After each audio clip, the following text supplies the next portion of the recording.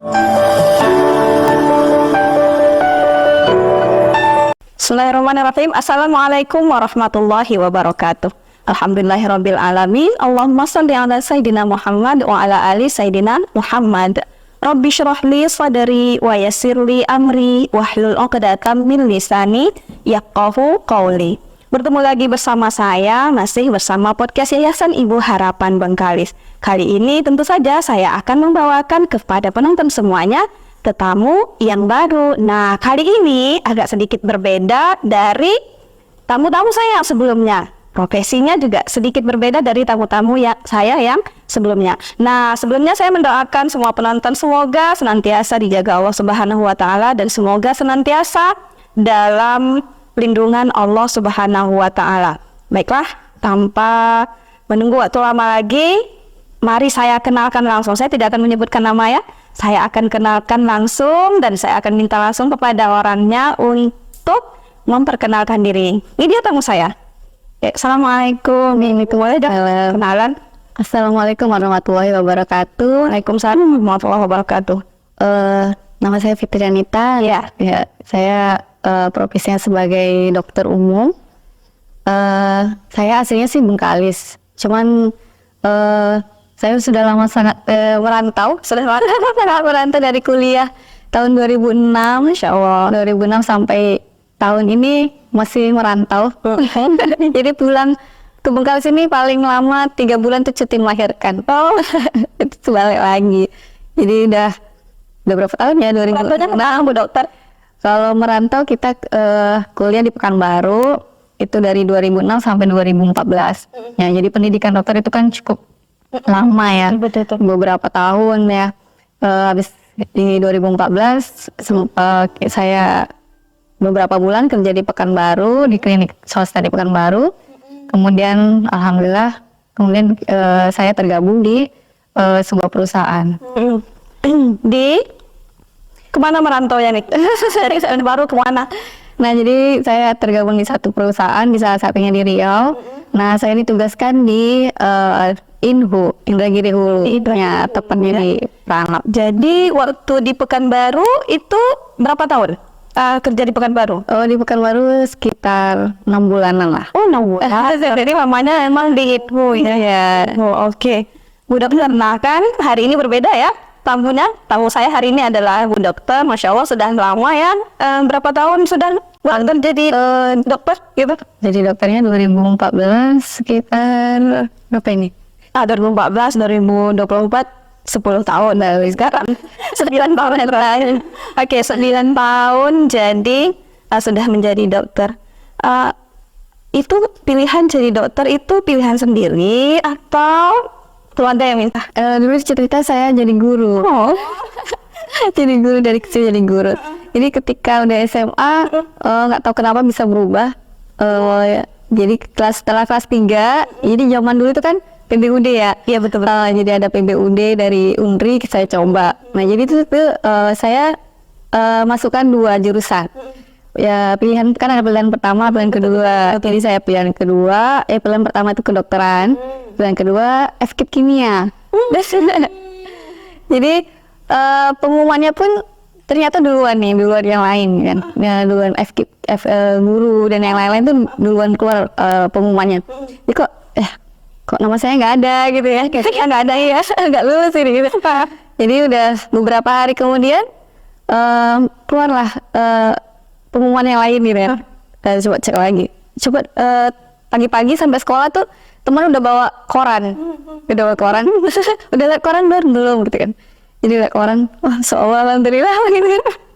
Jadi ternyata memang awalnya sih tetap diskusi juga sama orang tua, sama keluarga gitu. Jadi kalau keluarga bilang kalau seandainya mampu nggak apa kita coba gitu. Alhamdulillah. Soalnya kan lulus PBUD gitu. Zaman kita ya, zaman itu apa namanya bergengsi loh. Karena udah ya kan bergengsi. Saya kalau misalnya lulus FKIP kimia kayaknya kita ketemu ya. Saya FKIP biologi 2007. Oh iya. Mirip cerita kita ya gini. Apa pengumumannya teman yang lihat dulu. Iya. Saya malah terakhir aja. Oke, berarti memang keinginan sendiri ya. Jadi dokter di Undri berarti berat nggak sih kuliah dokteran? Cukup berat. Cukup berat. Iya, karena masa transisi ya, masa perubahan ya, metode pelajaran ya, metode belajar. Zaman dulu kan, kalau saya ingat, zaman dulu di Bengkalis itu metode pelajarannya tuh open book ya. Nah, jadi open book. Jadi semua soal-soal ujian tuh nalar. Nah, ketika masuk ke dokteran, kita harus hafal mati. Iya betul. Jadi yang nggak boleh ketukar ini nama saraf ini apa gitu kan, letaknya di mana gitu nggak boleh tertukar. Ini memang betul-betul di semester awal ya cukup berat. Kan bahaya kalau tukar kan. Iya, saraf apa jadi saraf apa ya, gimana ngobatnya. Iya benar sekali, kalau kedokteran tuh sama lah biologi gitu. Iya ya, nah nggak boleh, nah ini kan salah tempat nanti bahaya gitu kan. Jadi Bu Dokter pernah nggak merasa kayak ya Allah beratnya mau nyerah gitu? Pernah ya. Ini pertengahan lah ya, pertengahan. Rasanya tuh udahlah berhenti aja, terus mau ngapain mau berhenti gitu kan, kata udah lanjut aja, bisa ya, dukungan teman-teman, keluarga gitu ya, alhamdulillah belajar sama-sama gitu ya, alhamdulillah ya, satu persatu terlewati juga. Siapa yang paling memotivasi? Orang tua. Tua lah ya. Ada dari keluarga, ada dokter juga. Kalau dari Bidang kesehatan lah. Kalau dari keluarga inti sih nggak ada, tapi dari kayak sepupu ada. Oh gitu. Itu termasuk ini nggak, maksudnya yang menginspirasi gitu. Ya benar. Ada yang ya. Oke. Berarti 2014 sudah selesai dan kemudian lanjut di klinik di Pekanbaru. Itu sudah menikah? Belum. Jadi saya menikahnya udah tahun berapa ya? 2016. 2016. Nggak lama lah ya. Cukup juga lah. Jadi suaminya apa, Bu Dokter, orang Bengkalis juga? Suami saya orang info. Orang info. Oh, karena kerja di saya ketemu di sana juga ceritanya. Oke, Bu Dokter. Jadi saya kan dapat tahu nih, Bu Dokter ini juga adalah salah satu wali murid dari TKIT Tahfiz Ibu Harapan Bengkalis gitu ya. Anaknya ada di sini, itu baru masuk juga ya? Iya, tahun ajaran ini. Tahun ajaran ini gitu Bu Dokter. Boleh dong share gitu ya, pandangannya terhadap TKIT Tahfiz gitu. Gimana anaknya di rumah? Alhamdulillah. Ayahnya pun sangat kaget ya. Ayahnya sampai ngomong gini, ayah nggak nyangka sekolah Mbak Ais tuh sebagus ini, katanya gitu kan. Karena diajak diskusi, ya ini sekolahnya gini-gini loh, ya udah mana yang baik aja gitu. Dan itu jadi kita cari-cari sendiri, udah keliling-keliling sekolah nih. Jadi nyari sekolah AIS ini pun sounding ke AIS-nya juga udah hampir setahun sebelum sekolah harus sounding ke AIS, kita harus pisah gitu. Nah jadi keberat lah. Memang sudah direncanakan berarti ya dia sebelumnya bahwa Ais tuh akan disekolahkan di Bengkalis. Iya. Jadi Ais harus sekolah di tempat Mbak gitu ya. Jadi di situ, jadi setahun kita dapat siapkan diri. Jadi setiap ada momen kita lagi main gitu ya, selalu bilang, Mbak Ais bisa sekolahnya di Bengkalis ya gitu. Jadi mungkin dari situ dia tertanam. Jadi ketika kami tinggal itu bukan Ais ikut pulang gitu, enggak. Tapi udah sini aja gitu. Ya tinggal nanya triliun oke aja gitu. Oke, jadi yang menguatkan sih ibu ya, orang tua. Jadi kata orang tua, udah kalau memang niatnya mau meninggalkan di sini udah ikhlaskan gitu ya. Udah dikuatkan. Jadi alhamdulillah, masya Allah, 1 bulan kami tinggal, jadi kami kembali kerja. Kami cuma bisa dampingi waktu itu hanya 10 hari, di sini 10 hari antar jemput ya. Kemudian kami pulang, sebulan kami balik lagi, masya Allah, alhamdulillah. Yang memang belum pernah kami ajarkan yang bacaan sholat sempurna sampai habis ya, sampai tahiyat akhir. Kami balik ke sini, Ais itu udah bisa dari Allahu Akbar ya sampai tahiyat akhir itu udah bisa hafal gitu, walaupun ya namanya anak-anak, betul-betul ya usia 5 tahun baru mengenal bacaan itu, atau ada yang salah-salah sedikit, tapi 90% tuh udah hafal gitu. Iya. Masya Allah kan ya. Iya, sebulan gitu, Masya Allah, ya Allah. Itu jadi nangis saya. Nangis terharu kan, bahagia. Nangisnya nangis bahagia. Iya, nangis soalnya gitu. Saya sholat, ya Masya Allah gitu. saya ngajarkan dia tuh ngajarin, tapi yang betul-betul sholat, bacaan sholat tuh belum pernah saya ajarkan gitu ya kan di rumah. Kayak Al-Fatihah, paling bacaan doa-doa itu udah ya. Nah, bacaan sholat, iya Masya Allah ya. Karena kan di TK Tahfiz sendiri, sholat itu kan hari-harinya ada 2 macam sholat ya, ada sholat duha pagi, duha, semuanya sama zuhur. Jadi pun setiap hari mungkin diulang-ulang ya, secara tidak langsung tuh udah terekam mungkin. Ya, lagi anak-anak kan mudah sekali ya. Iya, Bisa lengkap banget. coba ayahnya bilang Masya Allah, nggak tahu ayah sekolah mbak tuh sebagus ini kan ya. Masya Allah, luar biasa sekali. Oke, baik, kita tinggalkan sebentar. Sejenak itu berarti sebentar, Bu Fitri anaknya sekarang 2 ya, udah 2 berarti ya. Saya mau nanya ini deh Bu Fitri, sebagai dokter nih, dokter umum lah ya, ada nggak hal-hal tertentu terhadap anak-anak Bu Fitri sendiri gitu ya, perhatian terhadap kesehatan tuh, diajarin gimana gitu sama anak-anak? Kalau ke anak-anak sendiri ya pertama kayak zaman COVID ya, zaman COVID Ais masih kecil. Nah itu kan kita harus pakai masker dan cuci tangan. Nah di situ kita mulai ajarkan ke Ais itu waktu itu masih 2 tahun lebih ya, 2 tahun lebih. Nah kita ajarkan dia cuci tangan, gimana cuci tangan yang baik ya, ada cuci tangan dengan sabun dan air mengalir. Kemudian kalau kemana-mana lagi batuk pilek pakai masker kayak gitu. Nah jadi biasanya kalau anak-anak itu di rumah dibiasakan kan misalnya habis mandi sore kan lagi main-main lagi gitu kan. Jadi kalau sebelum tidur ya kita ganti semua pakaiannya, kita bersihkan lagi ya, kalau ya wudu gitu ya, wudu terus cuci tangan cuci kaki baru ganti baju tidur gitu. Itu berarti masih asalnya hal sederhana gitu. Iya. Kalau jajan-jajan gitu, ini nggak boleh seperti gini gitu. Kalau jajan kalau waktu sendiri masih bisa dibatasi. Kalau suka karena sekarang sudah berdua, karena kakaknya juga udah besar, udah bisa makan jajan apa aja gitu kan. Jadi adiknya nih jadi ngikut gitu ya. Jadi tapi kita tidak melarang, tapi hanya dibatasi. Iya, ya benar dibatasi ya. Karena ini ditakut-takutin ya. Mana yang makan bermain lagi ompong gitu. Iya benar. Nah jadi cara batasinya, kalau misalnya kita beli jajan gitu ya perlu cukup 1 ya, kalaupun lebih kita jangan lihatkan di mana kita simpan ya. Gitu. Betul. Jajan es gimana? Nah jajannya sekarang ini udah 15-an ini. 15-an. Tapi ini Bu Fitri, benar nggak sih kalau misalnya anak-anak itu kalau terlalu dijaga bahkan lebih mudah sakit? Itu benar nggak? Sebenarnya nah ini ya, jadi kayak kekebalan tubuh itu kadang ada yang alamiah gitu ya. Nah jadi mungkin kaitannya dengan kekebalan tubuh alamiah ya. Jadi seperti misalnya dia nih biasa nih terpapar misalnya dari misalnya main kotor, main tanah, iya gitu kan gampang terpapar gitu ya.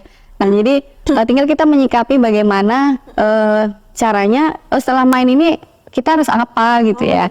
Nah jadi setelah main tetap pastikan cuci tangan gitu ya. Kalau cuci tangan pakai sabun, kayak air mengalir. Nah kalau udah memang mainnya udah sore ya udah sekalian mandi gitu. Oke. Perilaku hidup bersih sehat, PHBS itu makin nggak tahu, mungkin dulu juga sudah sangat digaungkan ya, cuma kayaknya saya juga mendengarnya kan akhir belakang lagi yang setelah COVID itu benernya lebih gencar ya. Itu kapan mulainya dan seberapa penting sih PHBS itu? Nah PHBS ini sebenarnya udah digaungkan kan sudah sejak lama ya, udah tahun 1900-an berapa gitu ya.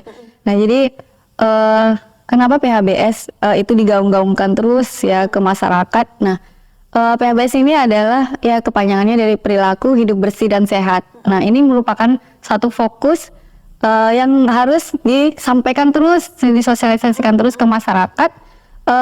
Tujuannya adalah untuk dapat meningkatkan meningkatkan pengetahuan, meningkatkan kebiasaan masyarakat untuk hidup bersih. Nah, tujuannya agar mendapatkan kualitas hidup yang lebih baik. Nah, kenapa lebih penting? Karena dengan PHBS itu sebenarnya sederhana. Ya, salah satu contohnya cuci tangan, menggunakan masker, terus batu dan bersin itu harus ada etika baiknya. Nah, gitu sebenarnya. Makanya kenapa lapisan masyarakat semuanya harus mampu mempunyai perilaku hidup bersih dan sehat. Nah, hubungannya dengan penyakit. Nah, hubungannya dengan penyakit. Jadi ketika hidup kita bersih kita dapat memutus penularan penyakit. Nah, jadi salah satunya misalnya dari tangan. Ya, dari tangan ini banyak sekali jenis-jenis penyakit infeksi, terutama pada anak-anak yang sangat gampang menjadi penyebab penularan penyakit. Ya, jadi dari tangan bisa bisa menempelkan kuman ke benda yang kita pegang, terus menempel ke makanan yang kita pegang. Ya, kalau ini tidak dicuci dengan baik. Kemudian ketika kita tutup mulut atau pegang-pegang hidung gitu ya, atau gosok-gosok mata, itu menjadi media penularan satu penyakit.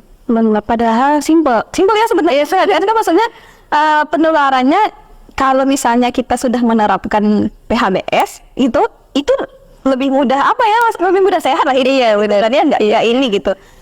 Bu Fitri, kan anaknya udah sekolah gitu kan, di sekolah banyak teman-temannya, khawatir nggak? Karena maksudnya ya Allah nih nanti kena sakit nih, kalau temannya flu dia bisa kena flu. Iya. Kalau misalnya khawatir itu ada pesan-pesan nggak ke anaknya selama di sekolah? Kita selalu pesankan ya, sebatu pilek ya misalnya. Tapi itu yang paling biasa ya, itu yang paling gampang gitu ya, dan paling banyak juga kasusnya di mana-mana gitu ya. Jadi nanti kita pakaikan masker di rumah, tapi kekurangannya adalah disiplin dalam penerapannya ini di lapangan itu masih kurang, apalagi anak-anak ya. Anak-anak ini kan aktivitasnya masih aktif sekali gitu ya, jadi energi tak pernah habis gitu. Jadi saat dia bermain lagi pakai masker, udah lari-lari, udah capek, mungkin terasa risih ya, terus nafasnya juga nggak bebas. Nah, akhirnya dibuka tetap main sama temannya. Nah, setelah main batuk, bersin, nggak ditutup. Nah, jadilah penyebarlah virus-virus atau bakteri yang penyebab penyakit tadi. Nah, beberapa hari kemudian ya, kalau temannya imunnya lagi lemah, ya bisa tertular. Baik Bu Fitri, ada lagi yang menarik di kepala saya nih. Kapan kita perlu ke dokter? Nah, jadi ketika misalnya ISPA atau diare ya, yang paling sering ya, atau demam biasa demam biasa. Nah, jadi untuk anak-anak misalnya yang demam ya, paling sering demam. Nah, jadi ketika sehari 2 hari misalnya kita lihat juga nih suhunya berapa. Nah, jadi ketika suhunya masih 37, 38 dan tidak ada riwayat kejang, anak tidak ada riwayat kejang, nah itu bisa di rumah. Nah, bisa di rumahnya. Jadi ketika suhunya udah 38 udah bisa minum obat ya. Nah, sambil nanti dibantu kompres hangat. Kompres hangat? Iya, kompres hangat. Nah, itu juga membingungkan. Saya maksudnya pernah dengar juga. Iya, kayak kompres hangat. Tapi maksudnya kompres dingin tuh ada atau tidak sih? Jadi yang dianjurkan itu adalah kompres hangat ya. Kenapa kompres hangat? Jadi ketika kita kompres dingin, jadi kayak tubuh itu ngirim sinyal ke otak, oh ini masih dingin nih suhu tubuhnya gitu kan, tambahnya lagi panas gitu, jadi makin panas. Oh iya kan kita kan rasanya kan panas kayaknya mau didingin, ternyata tubuh bacanya tubuh bacanya beda, jadi tambahnya lagi panas gitu. Sebaiknya kalau untuk demam, nah itu diberikan kompres hangat di bagian kepala, ketiak ya, kanan kiri. Cuman kan memang anak-anak ini susah ya buat dikompres, risih mungkin, apalagi agak hangat gitu. Iya, Jadi mungkin waktu tidur ya, waktu tidur nanti dikompres. Nanti kalau memang suhunya 38, itu bisa diberikan obat penurun panas. Oh gitu. Jadi kompresnya itu di kepala gitu ya. Pernah dengar misalnya kalau di lipatan tubuh. Iya, lipatan benar ya, lipatan ketiak ya, lipatan tubuh. Nah, kemudian jangan lupa juga untuk cukupi kebutuhan cairan ya, air minum. Nah, karena ketika suhu tubuh kita panas, nah ini terjadi penguapan. Nah, jadi tubuh akan mengalami dehidrasi. Nah, jadi cukup kalau misalnya bayi tetap diberikan ASI ya, ASI tetap. Terus kemudian pada anak-anak tuh usahakan air minum. Ya, ya ini satu. Bayi kan yang belum makan gitu ya, harus ASI. Itu benar nggak kalau misalnya yang harus minum obat itu adalah ibunya gitu? Bisa, tapi kan dosisnya kecil ya, dosisnya nggak nyampe kalau menurut saya gitu. Jadi nggak apa-apa bayi. Jadi bayi pada kondisi tertentu udah ada indikasi untuk minum obat, bayi boleh diberikan obat, tapi kan sesuai dengan dosis, jadi itu memang harus merujuk dokter juga. Iya. Kalau udah misalnya sampai suhu tertentu gitu, berarti Bu Fitri gini deh, di rumah itu perlu ada apa sih kotak P3K? Kira apa gitu ya? Nah, untuk kotak P3K sebenarnya kalau untuk di rumah ya peralatan alat-alat medis yang sederhana ya, misalnya betadine seperti itu isinya ya, kemudian kasar. Nah, kemudian kalau untuk obat-obatan yang paling penting misalnya obat demam ya. Nah, obat demam yang misalnya biasanya yang dipakai kita paracetamol gitu ya. Nah, itu juga sesuai anjuran, sesuai dosis ya, sesuai dosis anjuran dari dokter. Misalnya ini baru 37 misalnya kan masih agak ini juga ya, maksud termometer ya berarti. Iya, benar ya. Sebaiknya ada di rumah. Sebaiknya ada di rumah. Ini ketika nggak mahal, 25.000 mungkin ya. Nggak mahal ya. Cuma tandang kita nih gimana ya. Nggak butuh gitu. Apa akhirnya anak kejang-kejang. Ya ini tuh jadi yang kita takuti adalah pada anak-anak yang demam itu jadi terjadi demam tinggi. Biasanya tuh di 39, kalau anak yang nggak kuat tuh bisa kejang, sampai 40 bisa kejang. Nah, itu yang harus dikhawatirkan. Nah, jadi tujuan obatnya juga bukan untuk menyembuhkan gitu ya. Jadi hanya membantu agar suhu tubuh tidak semakin tinggi. Nah, jadi kayak seperti paracetamol itu perlu. Nah, kalau untuk diare cairan oralit gitu ya. Nah, cairan oralit ini pun bisa kita bikin gitu ya dari campuran garam sama gula. Iya. Perbandingannya nggak? Ada perbandingannya. Ada perbandingan garam sama gula ya. Nah, jadi itu akan menggantikan cairan yang hilang. Nah, seperti itu. Nah, kemudian untuk yang anak-anak yang diare itu juga yang harus perlu diperhatikan adalah yang kita takutkan adalah dehidrasi. Betul. Dehidrasi yang sedang berat. Nah, itu yang berat nih memang harus dirujuk ke rumah sakit gitu ya. Harus penanganan secara medis.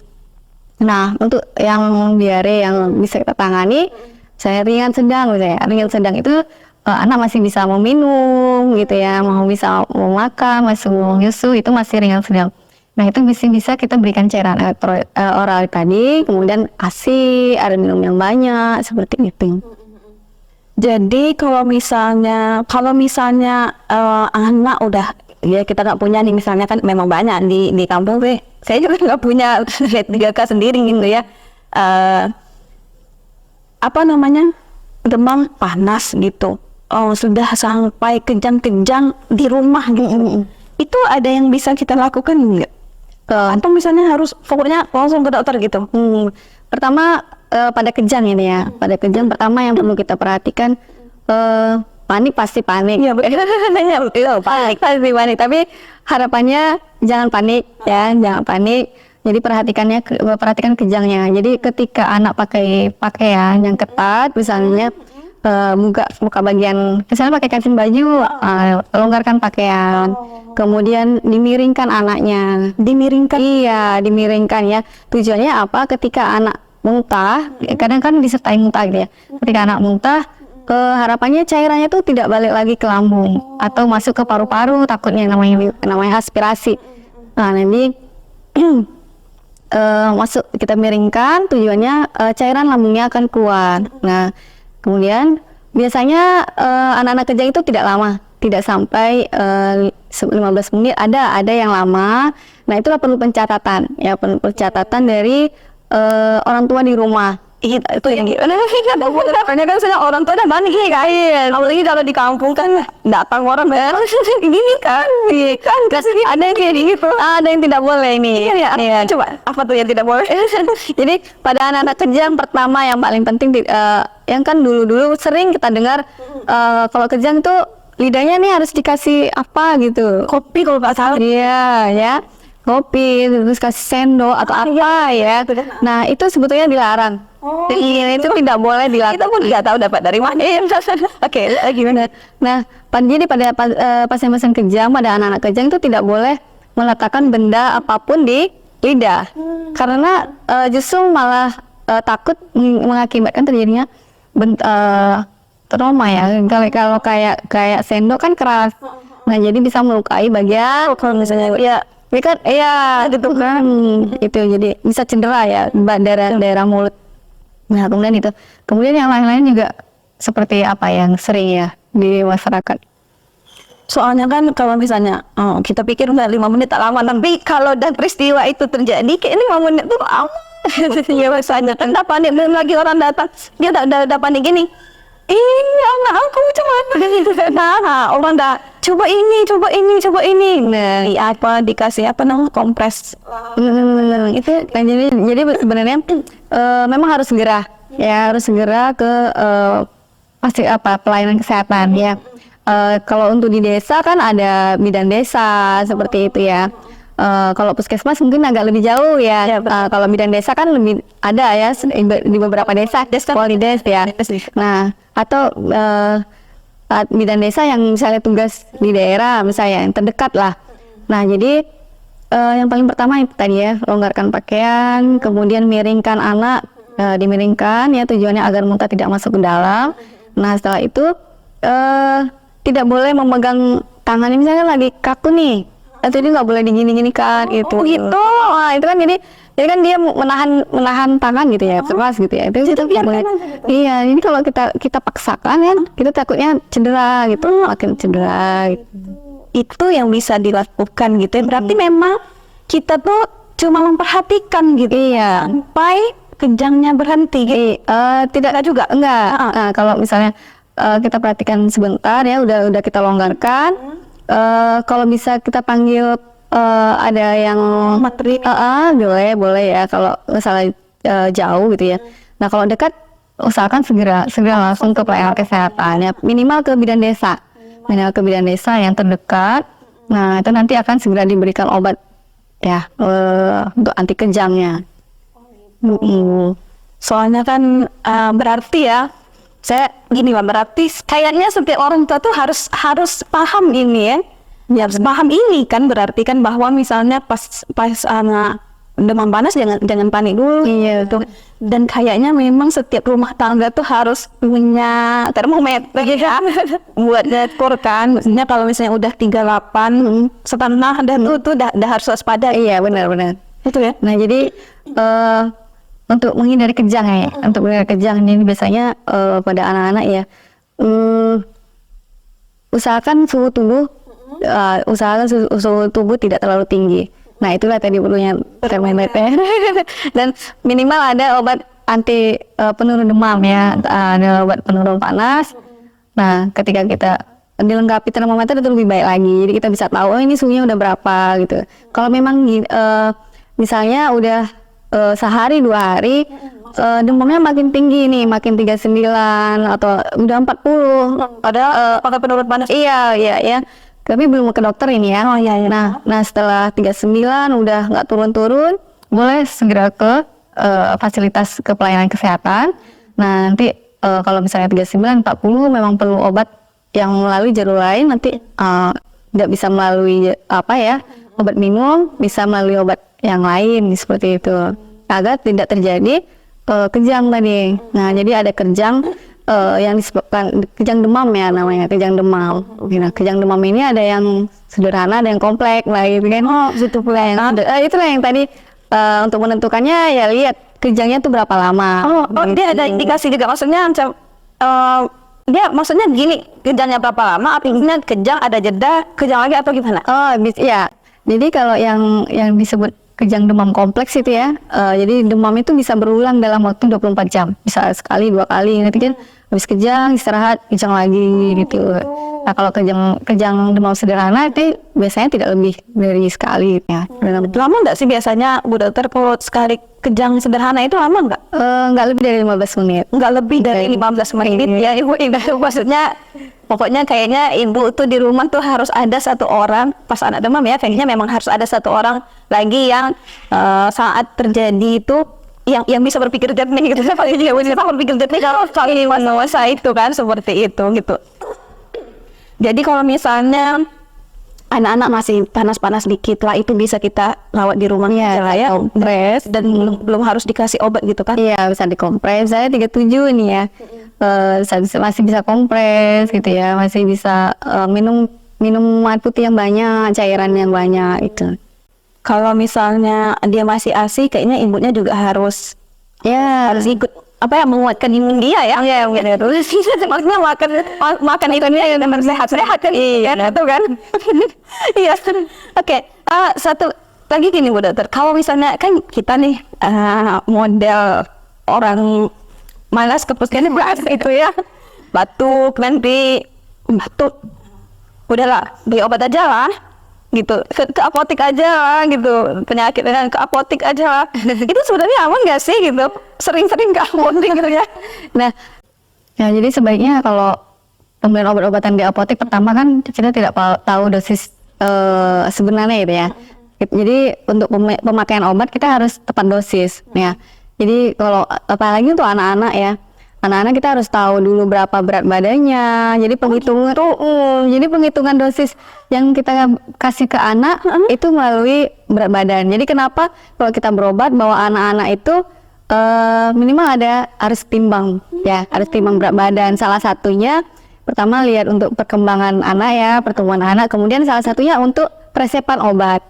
Nah, jadi ketika kita memberi obat terhadap anak, kita harus tahu dosisnya. Nah, untuk cari tahu dosisnya, kita harus tahu berapa berat badannya gitu. Bisa juga pakai usia ya, pakai ukur rumus usia, umur anak. Tapi lebih akurat karena umur anak kan berbeda-beda ya. Ada yang anak yang 5 tahun beratnya berapa kilo gitu. Ada yang 5 tahun beratnya 15 kilo, yang satu lagi 20 kilo gitu kan. Itu nggak bisa juga, tapi lebih baik ditimbang langsung anaknya. Jadi misalnya anak beratnya 20 kilo, nah kebutuhan obatnya berapa dosisnya, seperti itu. Jadi ketika kita tepat kasih dosis obat, ya tepat sasaran, ya mudah-mudahan baik hasilnya gitu.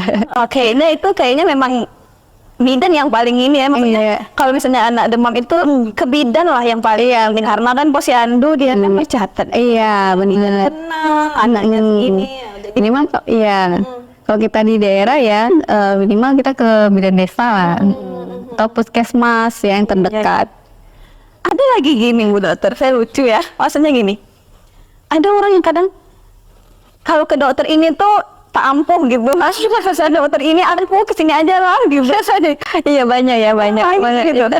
Memang banyak. Itu satu faktor. Apa jangan-jangan karena obat yang diberikan beda gitu obatnya ya. Kalau dari obat-obatan saya pikir sama ya, karena ilmu yang dipelajari sama, cuman ada tinggal art ya. Jadi kedokteran itu art, seni. Kayaknya ya, jadi kedokteran itu seni gitu ya. Jadi seni gimana meracik obat, misalnya ada tambahan apa, atau misalnya sebenarnya kalau misalnya untuk demam aja, obat demam aja sih sama semuanya. Ya, jadi isinya sama. Di mana-mana ya paracetamol misalnya gitu kan. Ya tetap paracetamol gitu. Nah jadi lebih ke ini ya, kepercayaan ya mungkin ya. Bikin kan Ya, pasien terhadap dokternya. Ada yang baru sampai pintunya aja udah sembuh gitu. udah berobat kesana kesini, nggak sembuh. Biasanya kesini, gitu. Ada memang ada seperti itu.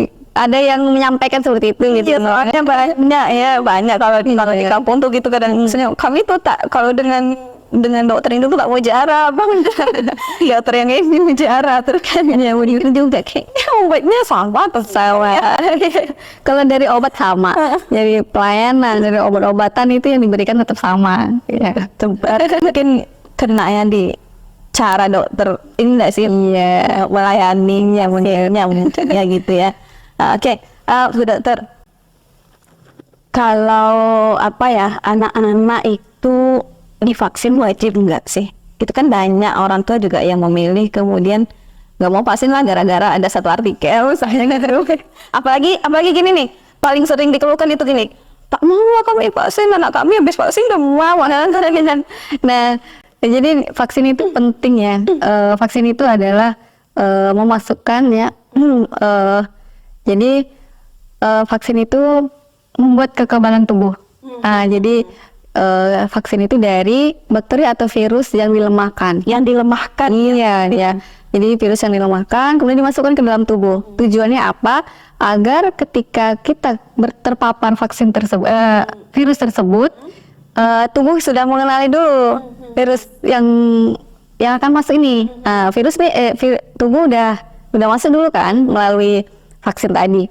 Nah, jadi ketika virus masuk yang sama, tubuh udah kenal. Nah, artinya ketika tubuh udah kenal, tubuh udah bisa mengelola ya, itu. Jadi kalau misalnya habis vaksin anaknya demam itu wajar atau tidak wajar? Iya, wajar. Wajar ya. Jadi ada beberapa vaksin ya, beberapa vaksin yang itu disebut KIPI ya, disebut KIPI.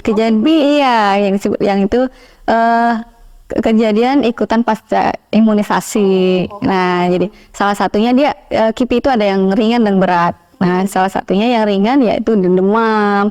Terus kalau kayak BCG yang di tangan itu kayak ada muncul seperti bisul. Nah, itu salah satunya juga. Ya, itu kan masih bisa kita atasi ya. Misalnya kalau demam paling sehari 2 hari biasanya ya.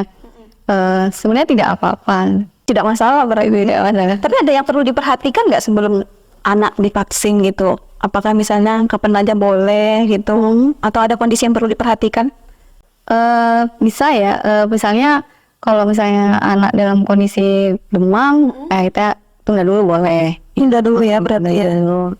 Jadi misalnya kayak kalau misalnya anak dalam kondisi baik ya, sebaiknya sesuai jadwal. Jadwal. Iya ya. Habis itu kadang orang ini Bu Fitri maksudnya bagi yang baik itu sebulan sekali ya kalau kan. Iya, ini kok sialnya. Nangis banget. Iya. Mau lagi. Nah, itu lah tujuannya baik ya, tujuannya agar anak sehat. Kalau misalnya anak itu sampai umur berapa diimunisasi? Dia ada yang balita ya. Kalau imunisasi wajib ya, imunisasi wajib umur 9 bulan ya, sampai 9 bulan. Nanti di umur 18 bulan ada lagi. Nah, nanti di usia sekolah nanti di umur 5 tahun ada lagi. Kalau misalnya orang dewasa ada imunisasi juga yang harus diini lagi gitu. Ada kalau untuk dewasa vaksin ya, apalagi perempuannya. Perempuan kayak HPV ya, itu lebih ke reproduksi ya, perlu juga vaksin. Perlu divaksin juga gitu. Seperti hepatitis ya, seperti hepatitis B itu juga kita perlu vaksin harusnya. Tapi kan tidak dalam program wajib pemerintah. Oh iya betul, itu kan tidak program wajib pemerintah gitu. Kalau untuk anak-anak kan program wajibnya yang 5 tadi ya, kayak BCG, DPT, hepatitis B gitu ya. Betul. Ada vaksin yang harus diulang enggak? Sebenarnya sekali cukup gitu. Ada yang perlu diulang. Jadi seperti campak ya. Campak itu perlu diulang berarti. Jadi MMR. Campak itu yang ini yang berair-berair itu kan? Itu kan BCG. Oh ini lain. Iya. Jadi pada anak ya kayak tetanus juga tuh harus doang ya, imunisasi tetanus itu biasanya anak SD itu nanti ada programnya. Yes. Oh gitu gitu. Oke Bu Fitri, kalau misalnya di sekolah gitu ya, kan di sekolah yang besar biasanya ada kantin, ada apa. Ibu Fitri ada pesan nggak sih, maksudnya untuk sekolah gitu, apa-apa yang perlu diperhatikan? Kalau dari pihak sekolahnya. Nah baik, kalau untuk dari pihak sekolah yang perlu diperhatikan ya, kalau misalnya ada pengelola kantin, pertama hygiene dan sanitasinya. Nah apa hygiene? Hygiene itu adalah upaya kesehatan dalam apa namanya, kebersihan ya, kebersihan tingkat individu. Nah, hygiene perorangan, jadi kebersihan diri gitu ya. Nah, jadi kebersihan diri. Jadi dari pengelolanya, dari pengelola kantinnya, misalnya yang masak nih harus memenuhi syarat. Nah, gitu. Ada sekolah nih yang berperan, maksudnya sekolah kan ya yang merekrut gitu. Iya. Berarti dari pihak sekolah yang menyampaikan gitu ya, atau memberikan sosialisasi ke pihak kantin untuk memenuhi syarat hygiene perorangan dalam pengelola makanan ya, dalam menyajikan makanan, apalagi yang yang disajikan kan cukup ramai ya anak-anak. Nah, jadi dari makanan ini juga banyak ya jadi sumber penyakit ya, bisa diare gitu ya, penyakit-penyakit yang lebih berat seperti tipes ya. Nah, jadi dari pihak sekolah bisa sampaikan dengan misalnya sosialisasi ke pihak kantin dengan hygiene perorangan tadi, misalnya pertama menggunakan penutup kepala, terus menggunakan masker, terus menggunakan sarung tangan gitu ya, celemek itu penting gitu. Celemek penting ya? Iya, celemek penting. Jadi terus kebersihan kuku, kebersihan rambut. Jadi kalau di tempat saya kerja dulu ya, jadi kita wajib rutin ya, rutin untuk pemeriksaan kesehatan di kantin. Nah, jadi kita periksa kukunya, tangannya ada luka nggak. Itu tidak boleh menggunakan perhiasan. Oh gitu. Nah, jadi perhiasan seperti cincin gitu kan. Pas kita masak makanan. Iya, benar. Jadi misalkan kita lagi cincin ini kan bersela ya, ada sela, apalagi yang ada permatanya gitu ya. jadi sumber tempat ya, jadi tempat tinggalnya kuman-kuman. Ya, jadi ketika kita mengolah makanan bisa tercampur, apalagi kalau tidak menggunakan sarung tangan. Nah, kemudian sanitasinya. Nah, sanitasinya mulai dari apa namanya, ventilasi, jendela itu harus terbuka gitu ya, saluran airnya harus lancar gitu. Berarti itu bisa jadi perhatian untuk sekolah ya. Iya. Ya kan sekolah harus memperhatikan bagaimana kantinnya, karena itu kan menyangkut anak-anak. Anak-anaknya tuh ramai lagi ya, gitu kan. Oke. Bu Fitri, ada yang menarik juga nih. Saya kan maksudnya belajar biologi kan kadang ke situ-situ juga gitu ya. Resistensi obat itu benar ada.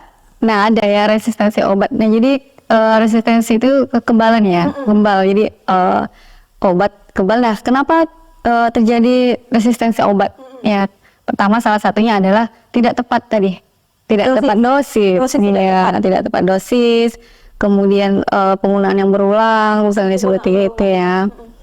Kan saya pernah dengar juga nih, misalnya kalau flu biasa itu kan memang dia pasti terus datang gitu kan. Waktu kita tuh pokoknya memang bukan yang model apa cuma sekali gitu, cacar misalnya sekali dan tak muncul lagi. Iya benar. Kalau flu kan muncul sering kan, sering itu dianjurkan minum obatkah atau ada langkah-langkah yang lain gitu? Iya benar. Nah jadi tadi ini tadi resistensi tadi ya. Resistensi tadi itu lebih ke antibiotik. Antibiotik. Ya, yang paling sering resistensi itu adalah antibiotik. Nah, sedangkan untuk batuk pilek itu yang paling banyak penyebabnya adalah virus. Nah, virus itu tidak perlu antibiotik.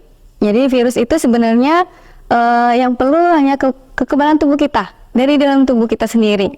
Jadi kenapa antibiotik itu tidak boleh dijual bebas, kemudian ya tidak boleh diminum sembarangan. Nah, tidak semua sakit itu mendapatkan antibiotik. Nah, jadi apalagi virus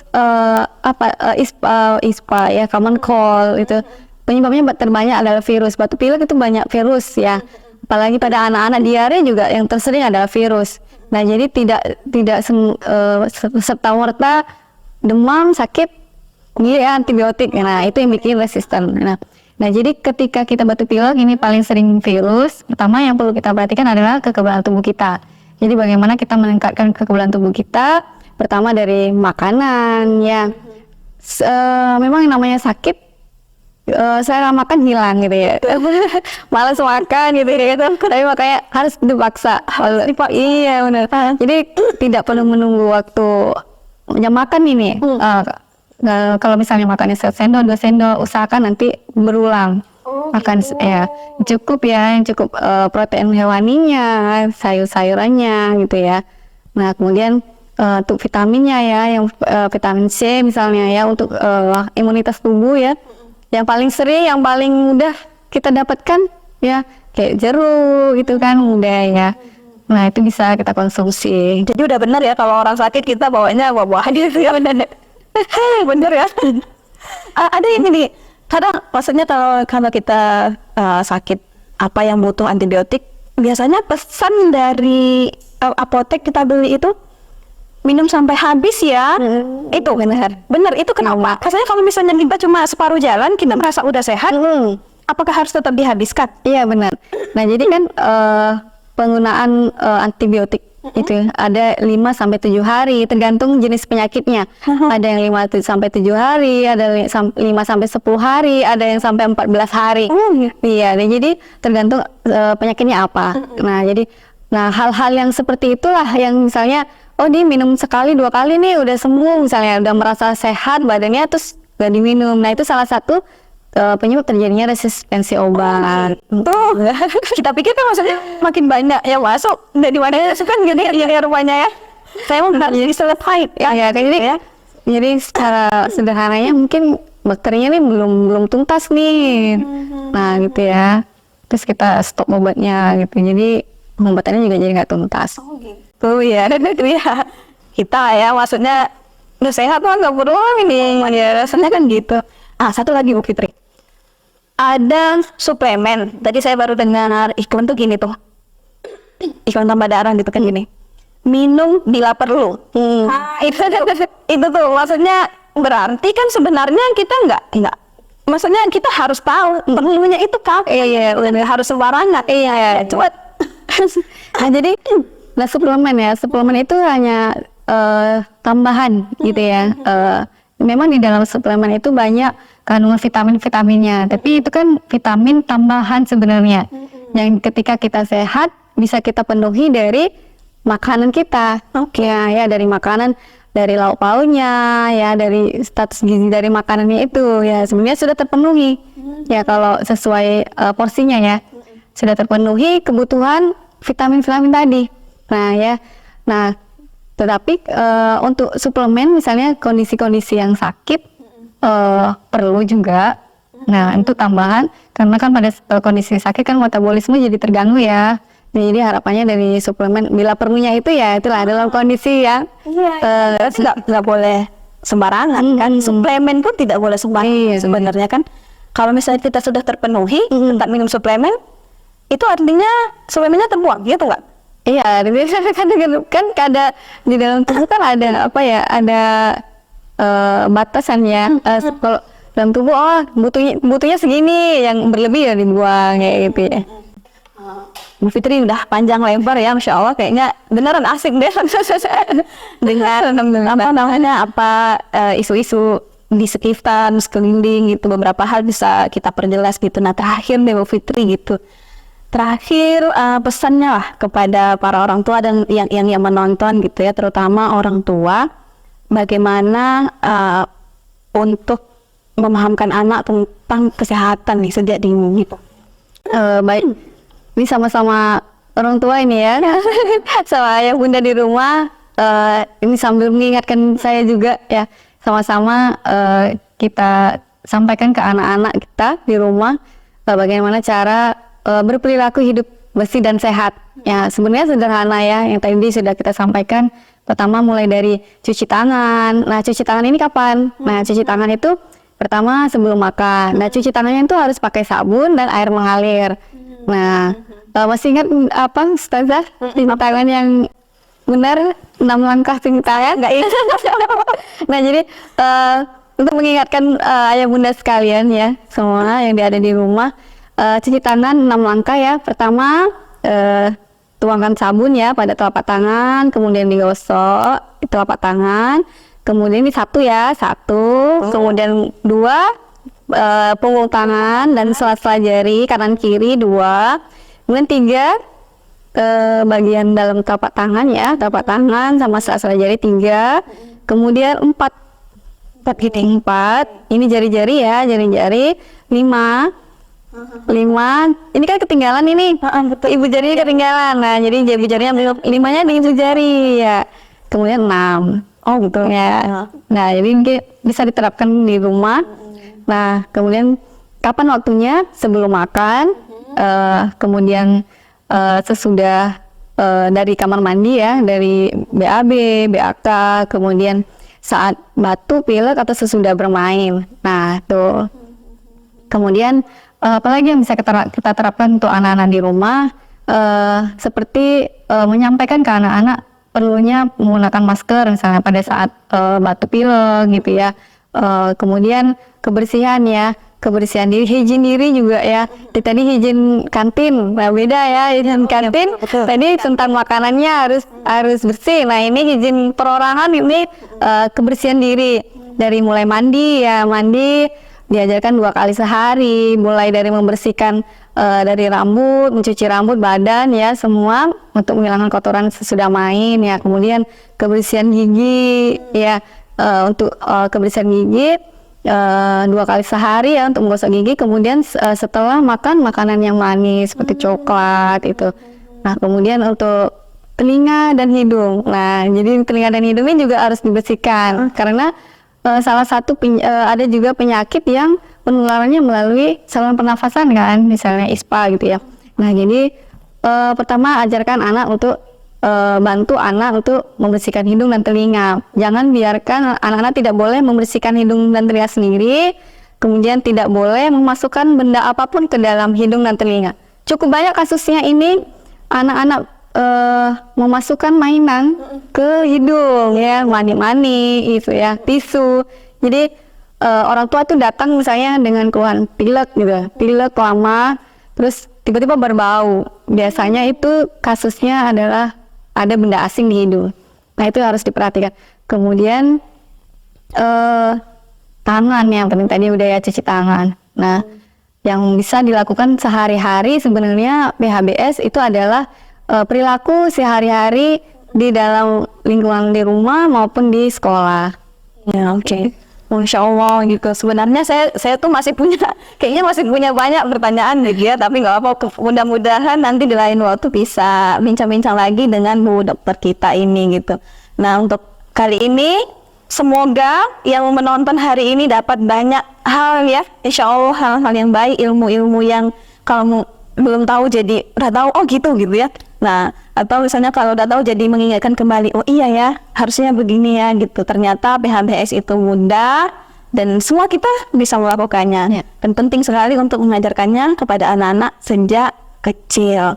Nah demikian untuk hari ini, terima kasih untuk perhatian semuanya. Saya sekali lagi mengucapkan terima kasih kepada Bu Dokter sudah membersamai hari ini dan memberikan ilmunya.